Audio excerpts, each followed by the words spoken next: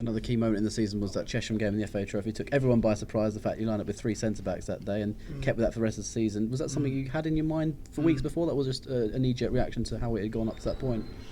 It's something we toyed with over the years, to be honest with you. We've never really did it, but we've toyed with it over the years, and for one reason or another we've not done it. But this time round we knew how they set up, and we thought that would be the best way to play against them.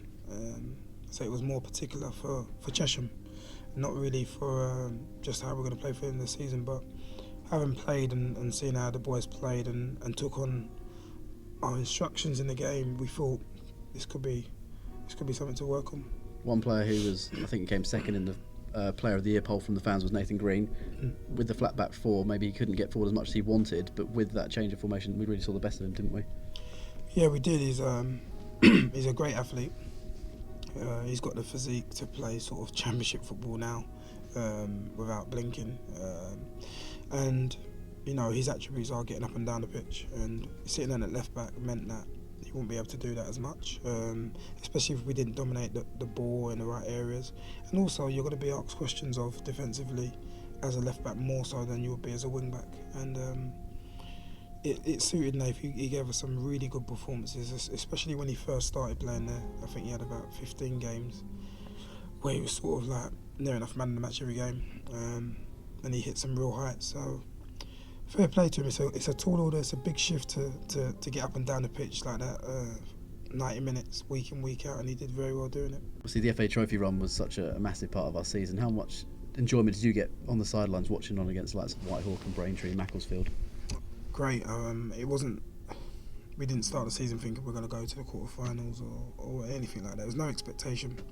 So for us, it was fun, and you go along the journey. You start to play good teams, and you know, there's nothing to lose. There's literally nothing to lose. The boys at times played with a freedom which sort of said there was nothing to lose in their performances. And at the time, we needed those wins because they helped us in our league form. We got more confident.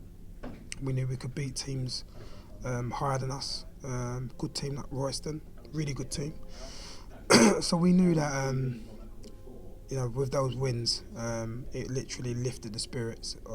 When we went back to league action, we sort of took that into league form, and it was in a way it was a platform for us. That Royston comeback actually was a big catalyst in the season as well. The way we came back from 2-0 down, because last season's team might have capitulated in that situation, really showed the togetherness and the willingness to play for each other. Yeah, it did. It did. I think we was going down to the last 10 minutes, I think, and it was a quick goal from Nyren to get it back to 2-1, and then right at the end, a goal from Dankar.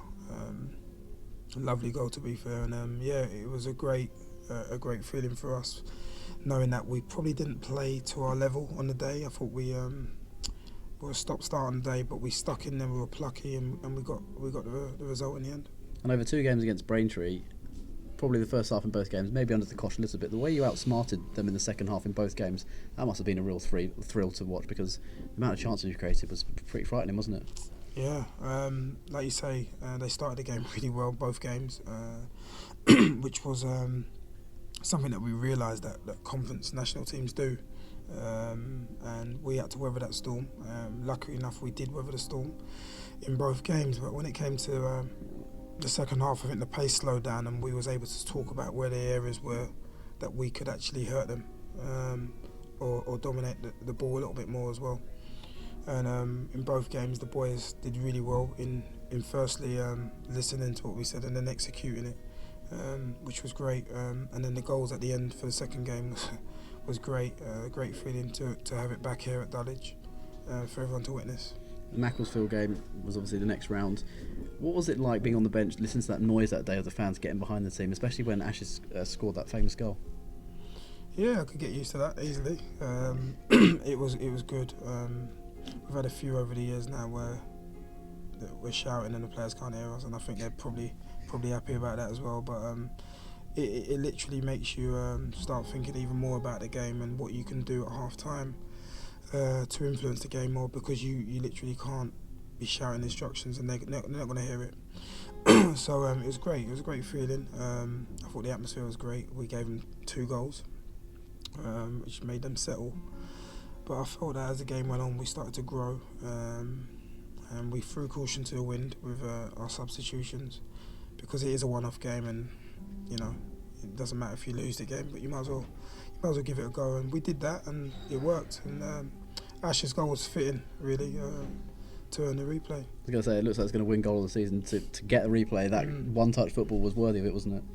It was, and it was instinctive. And sometimes when we're playing, sometimes if we're thinking too much, sometimes we don't flow as much. And when the boys were put under the type of pressure that Macclesfield put us under, that was all natural from all of them. Everyone who played a hand in the goal, it was all natural football.